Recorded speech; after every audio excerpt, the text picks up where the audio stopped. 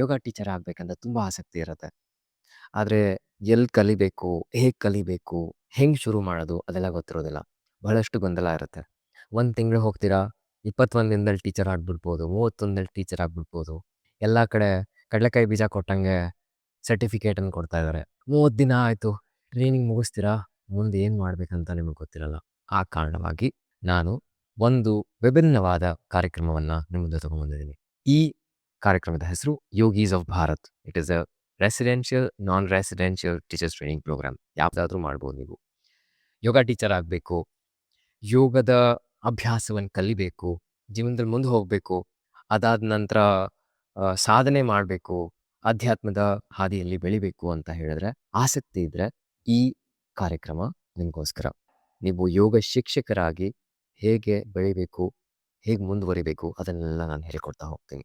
So ಈ ಕಾರ್ಯಕ್ರಮದಲ್ಲಿ ನೀವು ಏನೇನು ಕಲಿತೀರಾ, ಯಾವ್ಯಾವ ವಿಷಯಗಳನ್ನು ಕಲಿತೀರಾ ಅಂತ ಪೂರ್ತಿ ಡೀಟೇಲ್ಸನ್ನು ವೆಬ್ಸೈಟ್ನಲ್ಲಿ ಶೇರ್ ಮಾಡಿದ್ದೀನಿ. ಅದರ ಲಿಂಕನ್ನು ಕೆಳಗಡೆ ಡಿಸ್ಕ್ರಿಪ್ಷನಲ್ಲಿದೆ.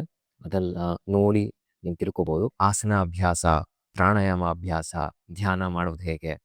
ಆಯಿತು, ಇವಾಗ ನೀವು ತರಬೇತಿಯನ್ನು ಮುಗಿಸಿದ್ರಿ, you completed the training program. ಈ ಟೀಚರ್ಸ್ ಟ್ರೈನಿಂಗ್ ಆದಮೇಲೆ ನೀವು ನಿಮ್ಮ ಹಾದಿಯನ್ನು ಯೋಗ ಶಿಕ್ಷಕರಾಗಿ ಹೇಗೆ ರೂಪಿಸ್ಕೋಬೇಕು, ಯಾವ ರೀತಿ ಬೆಳಿಬೇಕು, ಇದು 1-2 ತಿಂಗಳುಗಳಲ್ಲಿ ಮುಗಿಸಿ ಎಲ್ಲ ತಿಳ್ಕೊಂಡು ಹೋಗಿ ಹೇಳ್ಕೊಡೋಂಥ ಕಾರ್ಯಕ್ರಮ ಅಲ್ಲ. ಕನಿಷ್ಠ ಪಕ್ಷ 1 ವರ್ಷದ ತನಕ ನೀವು ನಿರಂತರ ಪ್ರಯತ್ನ ಮಾಡಬೇಕಾಗತ್ತೆ. ಇಲ್ಲ ಅಂತ ಹೇಳಿದ್ರೆ ಯಾರೋ ಒಬ್ಬ ಸಾಧಾರಣ ಯೋಗ ಶಿಕ್ಷಕನಾಗ್ತೀರಾ ನೀವು. ಸೊ ನೀವು ನಿಶ್ಚಯ ಮಾಡಬೇಕು, you want to stand out from the crowd or you want to be a part of the crowd.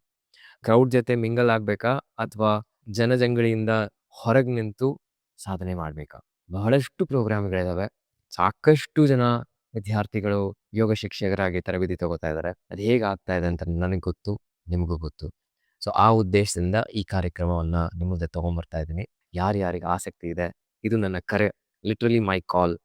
ಕರ್ನಾಟಕದಲ್ಲಿ ಯಾವುದೇ ಭಾಗದಲ್ಲಿರ್ಬೋದು, ಯಾರಿಗೆ ಯೋಗ ಶಿಕ್ಷಕರಾಗಬೇಕು ಅಂತ ಆಸಕ್ತಿ ಇರುತ್ತೆ, ಅಪ್ಲಿಕೇಶನ್ ಫಾರ್ಮ್ ಫಿಲ್ ಮಾಡಿ ನಾನು ಅಥವಾ ನಮ್ಮ ತಂಡದವರು ಯಾರಾದರೂ ಒಬ್ರು ನಿಮ್ಮನ್ನು ಕಾಂಟ್ಯಾಕ್ಟ್ ಮಾಡ್ತೀವಿ.